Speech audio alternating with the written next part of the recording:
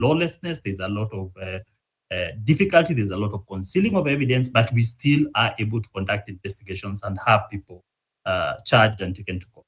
And we'll continue to do that under difficult circumstances. Wanjira has talked about IPOA's budget. IPOA's budget is not what we would like it to be. Our staff capacity, for instance, the authority only has about 70 investigators and handling over 5,000 investigations all across the country. So we are also constrained as an authority in terms of resources, both in terms of human resource and budgetary constraints in terms of the funds we get from Exchequer. But despite all that, we are doing our level best to ensure that we can be able to get justice for the victims of any instances whereby there is unlawful use of force and firearms by police officers. Thank you, Ashley. All right, Festus, perhaps the next question would have been a status update on concluded investigations and convictions. Perhaps when you're submitting your next take, you could kindly give us a breakdown, because numbers don't lie, and perhaps they will help in changing the public perception in terms of what IPOA is doing to get rid of instances of police excesses and whatnot. So I'd like us to give the floor to some of our listeners right here. And we still appreciate the presence of Chris Otieno and Wanjiru. But let's broaden the discussion. I can see Dante Kim, if I've pronounced the username correctly, has requested to speak.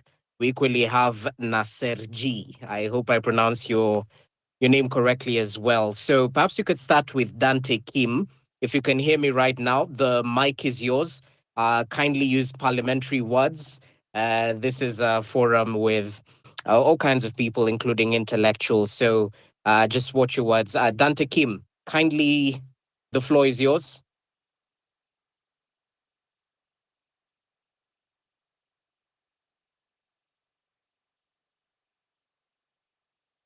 Okay, he doesn't seem to be with us. Naseji, might you want to say something? Yes. Kindly continue. Yes, sir. So my name is Nasaji, but you can call me Morris Derrick Kariuki Karibi.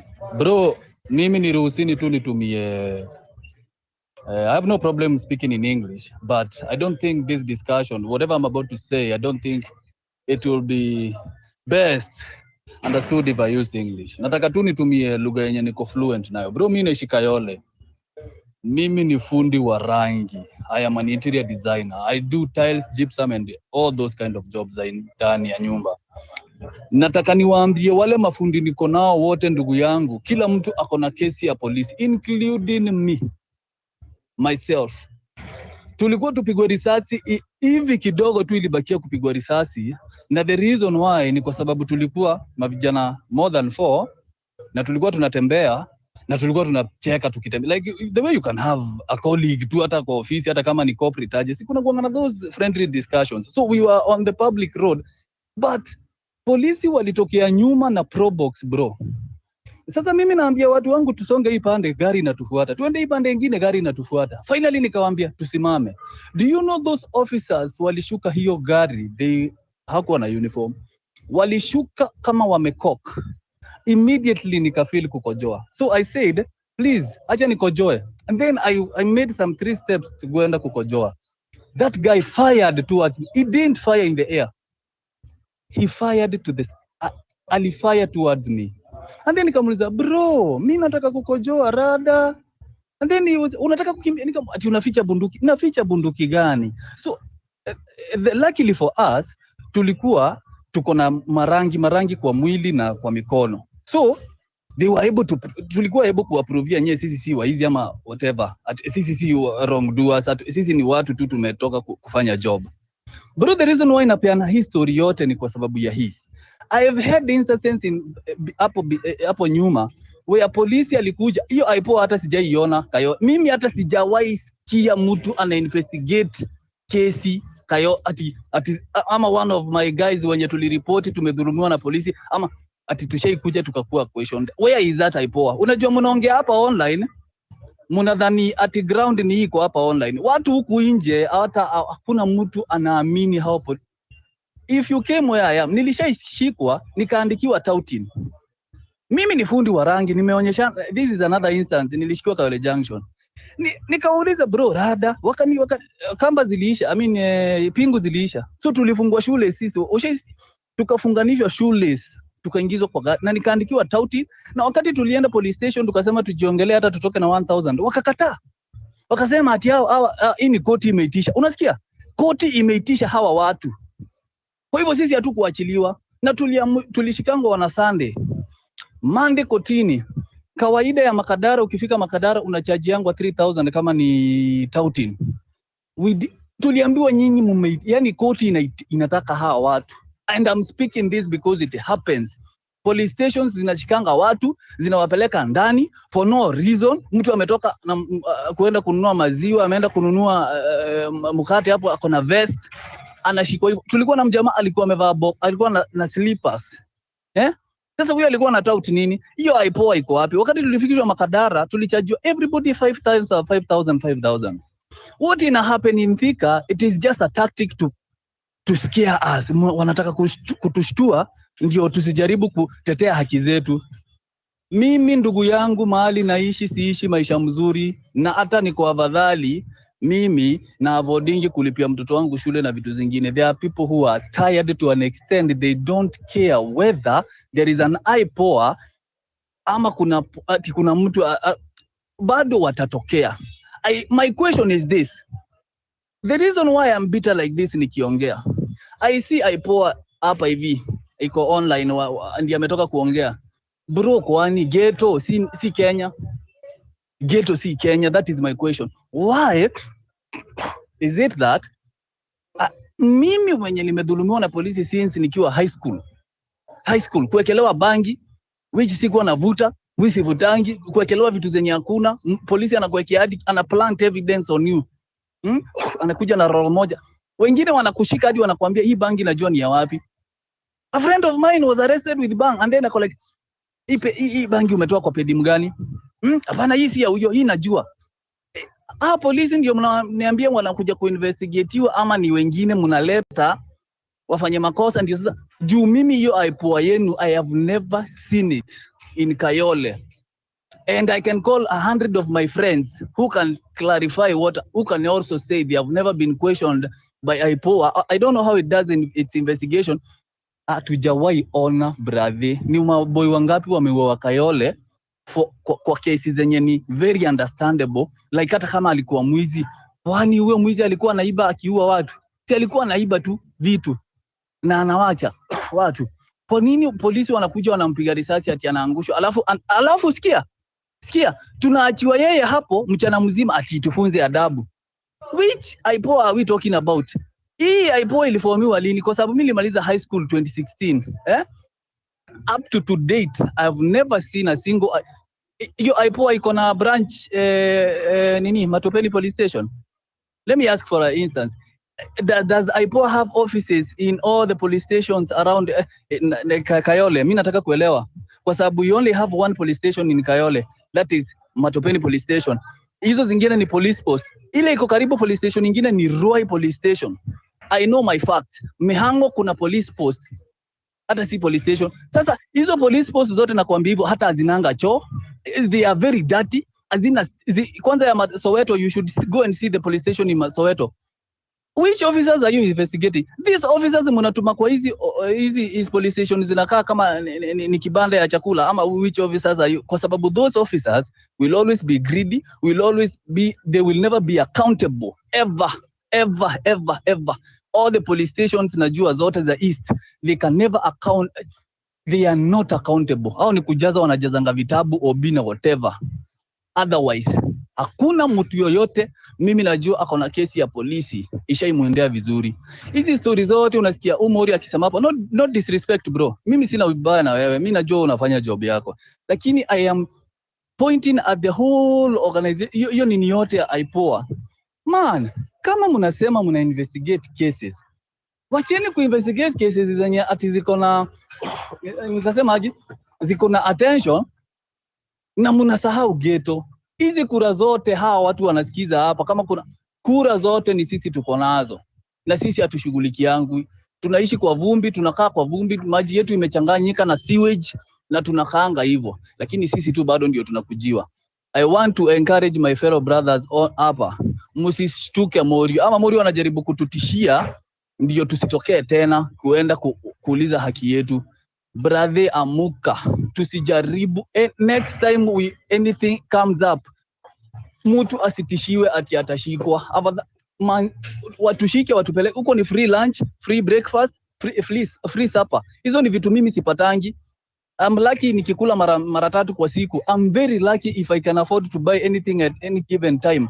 Kwa sababu budget yangu ni ya 2000 3000. Hakuna kitu hiyo aipoa. Mimi nataka mniambie tu tafadhali, where are the ghetto kids in this? Kwa sababu we suffer the most, and then tunapatiwa attention online. Oh, this has happened, but after 2-3 months ni moto ya karatasi, inazimika, inapotea.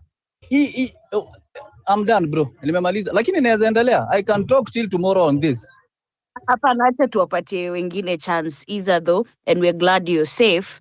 IPOA will respond to that, and by IPOA I mean Festus, who's here. But even before we get to Festus, Odindo, you raised your hand. Over to you.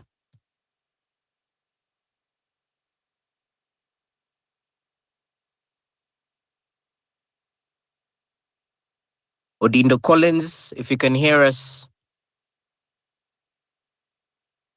Okay, let's have someone else. I can see Dante Kim has lifted his hand right now. Dante, if you can hear me, niaje?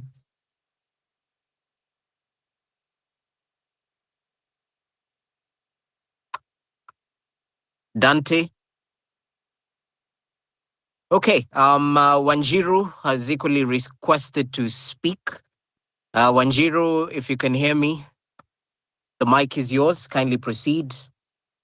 Thank you so much to whoever gave me the mic. I appreciate. I normally I do have questions for actually IPOA, but you actually said we should speak in a respectful language, so I'm trying to be as respectful as I can. Okay, thank you. I just want to ask: do IPOA use what is the timeline for? Maybe whoever is responding for IPOA, what is the timeline do you use to actually investigate cases? Do you use hours, days, months, or an entire century? Because we have been having justice for Ojwang the other day, where we saw police people killing people, Ojwang, and being beaten in the police cell, and we haven't found justice for him. And to make the waters worse, there is the controversial thing of Langat getting back to office and Lagat not getting back to office. You know, we as citizens, we're actually concerned about that. So what timelines do you use to investigate a case? Should we wait for the next 50 academic years or 3 academic years? I have no idea what timelines you guys do use. That is the first question to IPOA. And on the topic on shoot in the leg order, I'm so concerned, or maybe I would also ask guys for IPOA for the same. I'm concerned by the fact that the question would be, let me paraphrase it very well. Let's put for us, the president gave the order to shoot the leg in order to make us, be cripples and be taken to the court to respond to why we went to the protest. So in this case, in this particular case, you see a police officer shooting Wanjiru on the leg. After shooting Wanjiru on the leg, Wanjiru falls down and Wanjiru dies. God forbid, or everybody will die sometime. So will you say the police was following the president order to shoot Wanjiru on the leg and Wanjiru died? And, say the police was in the wrong, or was the police following the president order to shoot Wanjiru on the leg? Because it's actually not good, because the president is actually ordering to murder people on the leg. We saw Rex Masai, who even now has not even got justice. And we even saw that police person shooting Rex Masai on the leg until he died, So the question is, will you actually now make it a very criminalize the police officer who actually shoot Wanjiru on the leg and Wanjiru died? But the order actually came from the president. So the case in the court would be, but the lawyers would argue the order was to shoot the leg. So Wanjiru died for no good reason. What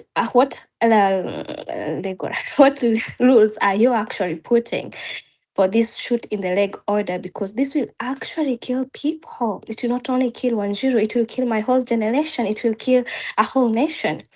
Do you and the question of how much time do you use to actually investigate these cases actually come in handy? Because if you take a whole academic year to actually say, now this police officer like Kawesu Morangeri, he actually shot Rex Masai, but until now the case has prolonged. It is 1 year past. Rex Masai died, 1 year past and months, and a month almost, and he hasn't got justice. And last time I saw in the court, he was the police was like, oh no, it wasn't my bullet, it wasn't this, it wasn't that.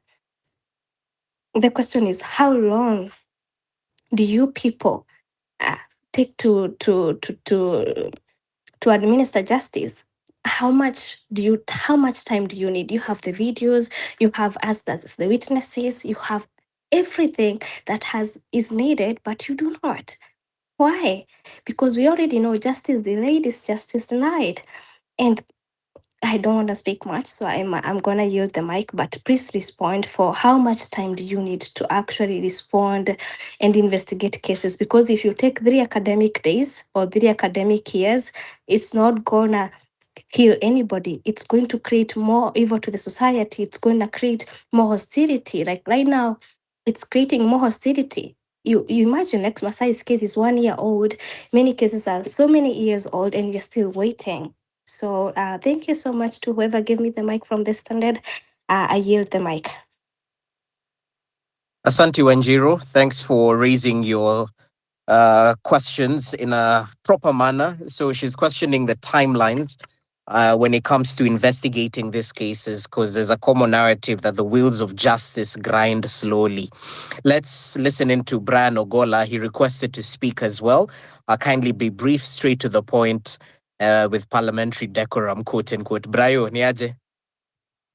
Hi, good. Thank you. Thank you for this opportunity to share with the fellow Kenyans on this good discussion. So I have 2 concerns, and I'll go directly. So at one point, I sympathize with IPOA because IPOA imeshikwa. Because like some of the question on and concerns we are having, we are asking IPOA to solve a political problem or leadership problem. Because how the system is so rotten that IPOA is in a scramble to fix the patches in our rotten leadership crisis. Unapata when the leadership go rogue, na wako in cohort with some of the leadership of police, wale wana main, IPOA will struggle. Yes, IPOA has the authority and mandate to investigate, but they will struggle. Maybe it's even issuing summons to the senior police. There's pollution. There's every other thing you can imagine that will make their cases defective, including maybe police, maybe higher rank police appearing and covering up their junior, that they gave orders or they were not in certain areas, like we've seen by the ongoing cases. So I sympathize with them because Kenyans are really angry, and Kenyans are asking them to go over and beyond to solve things that maybe they may not have a real teeth to deal with. But also there is also a lot of incompetence in IPOA. We've seen subtle, like unaona hii kesi ya Ojwang, unaona like everybody can see, like unaona a lot of dilly-dallying. There's a bit of protection, like unaona there's hii kesi iko directed to shield maybe a particular people from facing justice. So that is one aspect I'm looking at it. The second aspect, the IPOA might consider it. I don't know when they are taking on it. I think IPOA should be given direct prosecution powers to handle these cases and prosecute them in court. I don't know where the legal mechanism, where this one can be, where they can get a legal mechanism or mandate, because most of the cases wakishamalizwa na public prosecution, unapata it's been a watered down version, or unapata aina ile zila ama aina ile strength of legal authority, how it or aina the right game plan that IPOA maybe initiated ikipeleka kwa kotini. So I don't know how legally feasible this might be done, but I feel if IPOA investigated this case, they should be the one taking the lead in prosecuting these cases. And that is the long short of my presentation. Thank you so much. Well, thanks, Brian Ogola. Thanks for keeping it short, straight to the point. We have Mizani 254. He's not new to this space. Mizani, over to you, briefly, kindly. Thank you, Jesse and Ashley. Great to be here once again. And greetings to all the speakers, listeners, and my colleagues at large. My name is Eli from Mizani 254, and I have 3 questions, I believe so, to the IPOA and Chris, who is a security expert. Now, first to IPOA. Last time, Jesse, we had this talk. I'm happy we addressed the issue of compensation, but unfortunately, IPOA was not here. Now that they are here, I am looking also at the processes through which a victim of police brutality or violence would have to undergo in order to get their compensation. A lot of Kenyans that went on the street were demanding for compensation and haki or justice to happen. IPOA team, when you look at your recommendations of compensation, it can only happen after the case has been concluded. Do you think it's something or time we revised this approach such that once the case has been identified and it can be proved that in fact the person or the victim we are talking about was actually a victim of police brutality, compensation should be initiated immediately? Because we've seen political players use this opportunity to dish out a few millions here and there, and it looks like that is how compensation has to happen. That would be my first question. Secondly, there's the issue one of the gentlemen from Kayole has just spoken about, and this got me because we talk about the policing and how it has to happen. There's the standing order, among others. However, there's the internal affairs also. How do you coordinate when you have such cases? And is it just a matter of public perception that you're doing nothing towards it? And how can you gain back the confidence of the public that, in fact, when such cases happening, we don't just concentrate on what is getting the public limelight, but also other ills that are happening within the police? And to the security expert, that is, I believe it's Chris, sorry. Chris, we saw during the Mandamano in the month of June, police officers looking as though they were being escorted with goons. And the perception from those films was that they were walking or working in cohort with the goons. What do you make of such a scenario when you hear the president and the interior minister coming to Kenyans and telling them that, in fact, those who are goons, we are going to prosecute them for terrorism, among others? Yet, from what we saw, unless our eyes were being, played magical games, it was actually the police who were walking and working in cohort with the goons. What is your analysis of this? Thank you. All right, Mizani 254, Eli, as we know him now, Asante for your contribution. Well, I think most of the suggestions, questions have been forwarded towards IPOA, so we can let Festus have a round of reply, because starting with the questions, IPOA in the ghetto, kwa nini IPOA iko kwa east kwa mabist? Unajua, their presence in Kayole, equally a status update on the concluded investigations and convictions, perhaps with keen interest with the Gen Z protests held last year and the loss of lives that was witnessed, and this year as well. What statistics in terms of investigations and convictions do we have? Timelines when investigating these cases.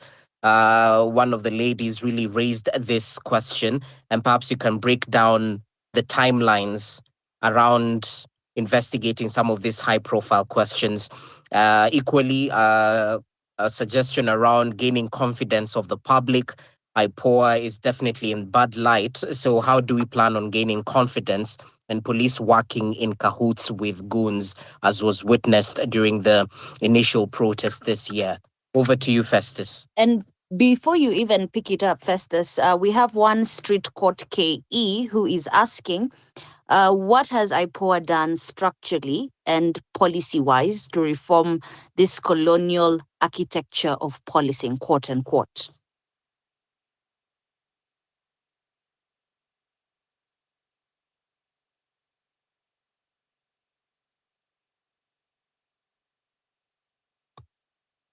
Festus, are you still with us? Hello, Jesse. Yes, I'm still here. Nice. Thank Okay, you you have for a the lot to questions. answer. Go ahead. Yes, let me try and address some of the questions.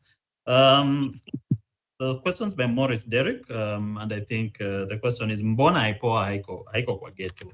IPOA iko kwa ghetto na tuko na kesi mob ambazo zimetoka ghetto.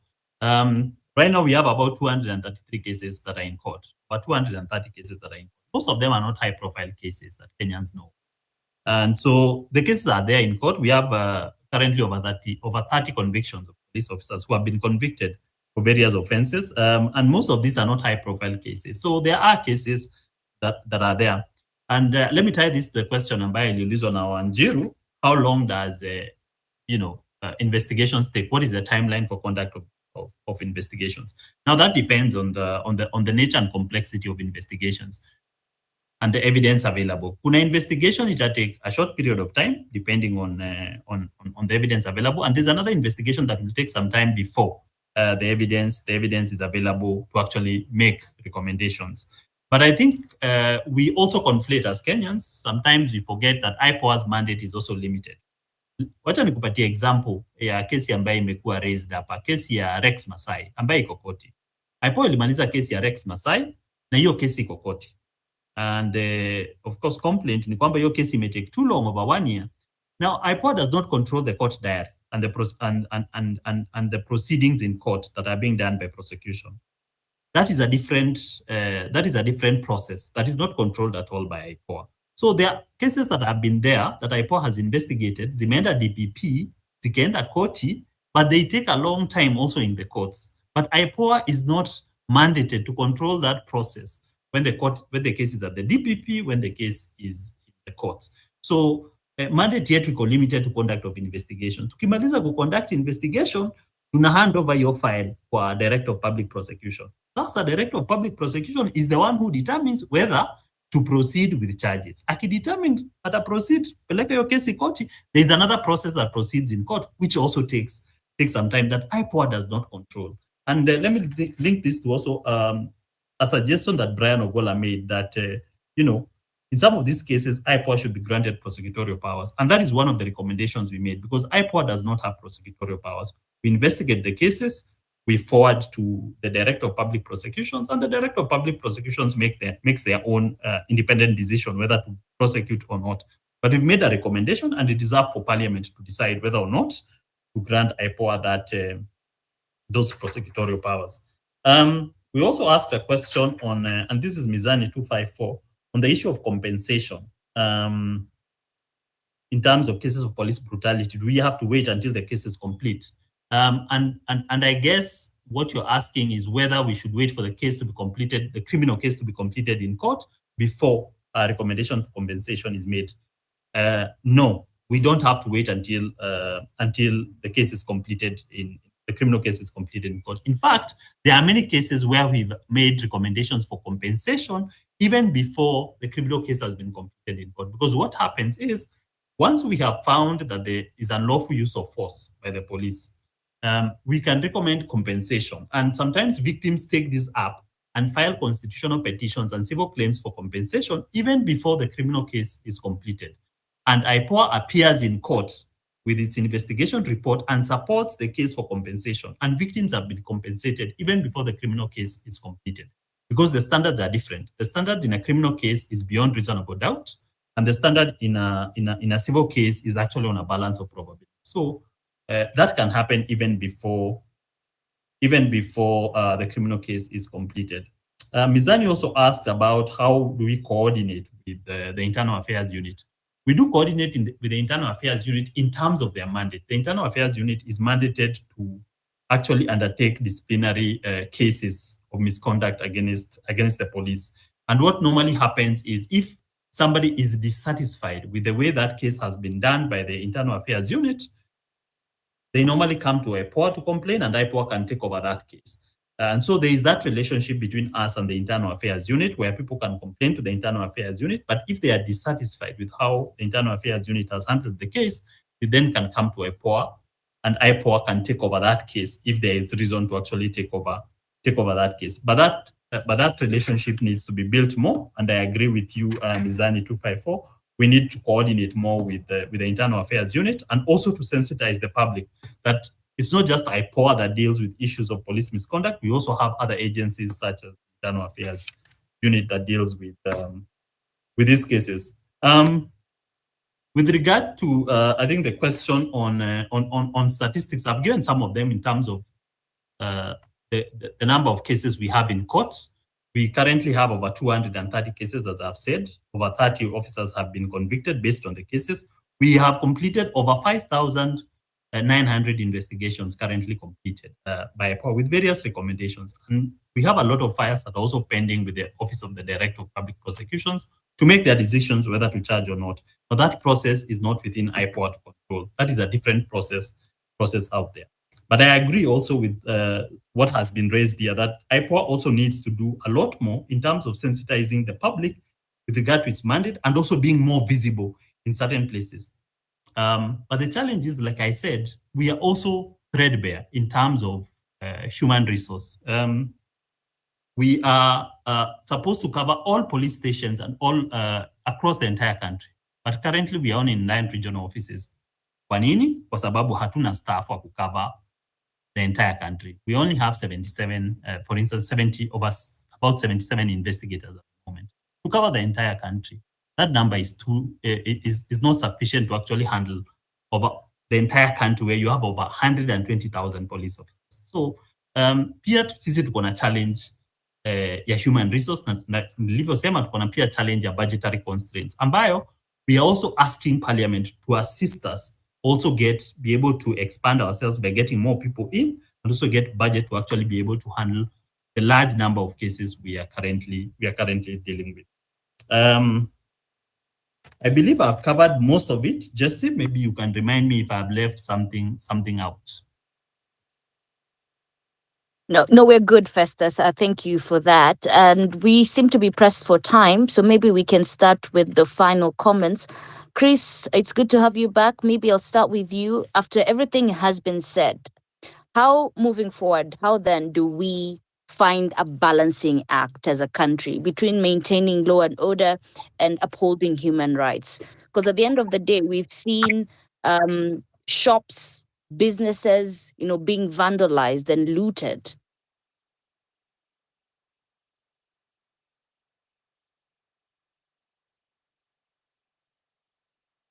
Chris Otieno, over to you. Thank you for the question. Thank you for the questions. Sorry for that short delay. Allow me first to respond to the question asked, why goons walking around with policemen. Basically, we are telling ourselves, sometimes back, one of our honorable members stated categorically that in one time where there was Mandamano in this country, they organized for a vehicle to be torched. Now, when you look at that, when you consider that statement and what we saw in this Sabasaba Mandamano, where police seem to work alongside people would call goons, it basically tells us that police were in the knowledge that these persons were going to be dispersed, and that knowledge must have come from a high position of command, telling the policemen that this will happen in this and this particular format. Also, the same speaks to us that the number of personnel, boots on the ground deployed by the government was wanting at that particular time. Therefore, they needed a multiplicity in the strength, number of policemen, and the only option they seem to have had for that particular time was to bring in a political solution, which would be to bring in goods. What is the way forward? I keep crying for my country time and again. We have this kind of problems when we lose lives, and when we show ourselves like not being able to handle this kind of problems. We are telling ourselves here that we know very well that in our country there are a lot of people who are quite qualified in addressing security issues. The current crop of advisors whom I think are who surround the president, the kind of actions we are seeing coming from these people are quite wanting. We are saying that the best advisors are security persons who will tell you the truth, no matter how much it hurts. If it is found that the tactics we are using to combat these mandamanos is not right, then we must speak the truth. Issuing an order of shoot to kill whereas these persons are not enemies of state is wrong. Where we are seeing goons working with police and we are being told that we'll be taken to court on counts of terrorism, are we telling ourselves that we shall take the state on state-sponsored terrorism to a court of law? When you look at all these things, it seems that nothing makes sense. It is only The end result that political interference in the operations of security apparatus of this country is what is causing us or putting us in this level of limbo and this level of quagmire. So what we need to do is to completely find a way to dissociate politics from our security operators, create independence of these organs, and ensure they have enough required resources, not politically instigated, but depending on the security or the risk situation of the country, to enable them to deploy the right solution or the right intervention when we are faced with risky situations. So there needs to be a review of how we conduct our risk assessments, how we look at risk agencies, how we look at risk velocity, and all this, and how they are moving, and go back and deploy the right interventions or risk mitigating factors as soon as possible, and also continue to monitor, evaluate, analyze, and have learning lessons that we derive from all these aspects, from all these occurrences that have occurred in the country. If we don't do that, we'll see a continued occurrence of people losing their lives, continue to complain of police brutality or extrajudicial killing, continue to complain of political interference, and that becomes an unending story with infinity end for this particular country. So we need a lot of intervention, a lot of soul searching, and the dialogue that was spoken about, that could be another platform where we offer ourselves voluntarily to find redress for the bad things that happen in our nation. We cannot say that is not a solution. It is part of the long solution that we require. Thank you very much.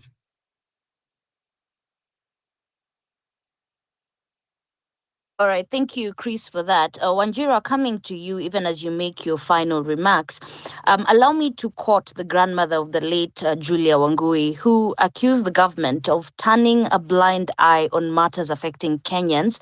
She said that it is a system that seems designed to crush and not protect. As you give your final remarks, perhaps, how do we move on?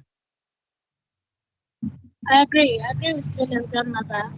And I think it is probably lost on us that we are currently existing in a neo-colonial state that is borrowing or rather mirroring so much of the colonial state that we, our grandparents and great-great-grandparents had to contend with. I think we need to understand that the struggle that the Kenya Land and Freedom Army were waging was not won. It was hijacked by Kenyatta and the home guards that are the police of today. In fact, I was writing a piece on it that I'll probably publish with the Standard once I finish, because history helps us contextualize the present.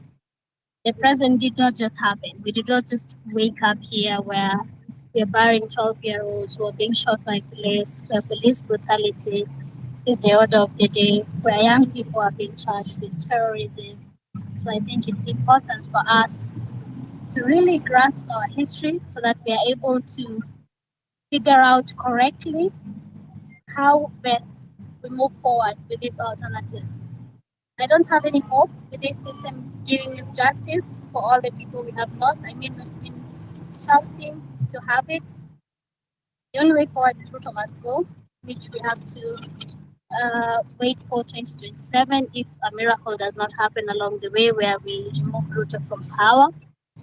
But we have to organize politically to be able to approach this system of oppression that has been systemic and endemic for a long time. But I also want to tell the people of Kenya not to lose hope, not to feel drained, not to feel like this is the end. I want us to remember what we have been able to do at such a short time. And on the blood of all those we have lost, continue forging on ahead, continue with our patriotism, continue with our courage, but be strategic. Now is the time to go back to the drawing board. Now is the time to consolidate the gains we made. Now is the time to plan long term, that all these people we have lost get justice eventually. Ruto will not give them justice. Your killer will not give you justice. The judiciary has been compromised.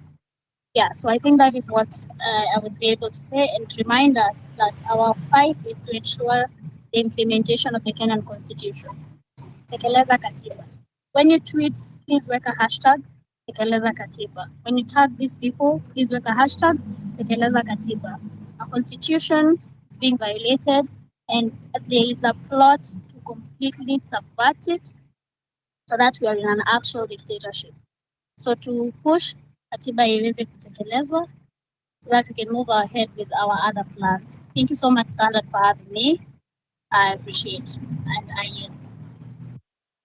And thank you so much, Wanjira, for making time. Festus, I'll let you have the final say. And even as you give us your final take, you earlier on mentioned the fact that IPOA needs to be better. But we don't need words. We need you to walk the talk.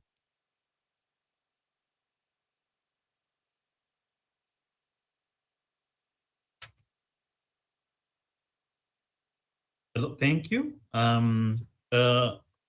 First, let me start by saying, I think to recall the main reason why we had this forum is with regard to use of force and firearms. And just to recap that there is a legal framework with regard to use of force and firearms. And so it is important for anyone, all police officers using force and firearms to use force and firearms with regard and bound by that legal framework. Actually, I think you said that IPOA needs to do better. When I said IPOA needs to do better, I contextualized that what I meant was to do better in terms of sensitizing the public on IPOA's mandate and what it does. But let me end by saying this in terms of what the authority does and its mandate. And I'll also reference what one of the speakers here said, that's Brian Ogola. Now, the authority's mandate is limited in terms of what it can do, in terms of holding the police accountable and conducting investigations. The authority cannot resolve political problems. That is not its mandate. There are aspects that are outside the authority's mandate. The persons, for instance, and there was a question that was asked, what policy recommendations has IPOA made to restructure the National Police Service? The authority cannot restructure the National Police Service. The people who can restructure the National Police Service is us as Kenyans who will decide on how we want the structure of the National Police Service to look like. And when we are talking about the National Police Service and policing in Kenya, when we promulgated the 2010 Constitution, Kenyans had an idea of a vision of what they wanted their National Police Service to look like. And that National Police Service was one that was meant to serve Kenyans. And Kenyans can still achieve what they wanted with regard to the National Police Service by holding to those ideals and making recommendations in terms of the structure and how they want the National Police Service to look. It is not one institution that can be able to do this. To have the police service we want is something that is an obligation that all of us as Kenyans have to actually achieve that National Police Service and that vision that we want of a National Police Service that serves the public, is accountable, and actually is service-oriented to the civilians and the citizens of this country. It is not a one institution job. It is a job for the entire, for everyone in this country, for all of us as Kenyans, so that even our children growing up can grow up in a country whereby we have a National Police Service that we want as civilians. So let me leave it at that. Let me say the authority is doing its level best in terms of its limited mandate, but the bigger mandate of actually having a National Police Service we want as a country is an obligation we all have as Kenyans. Thank you.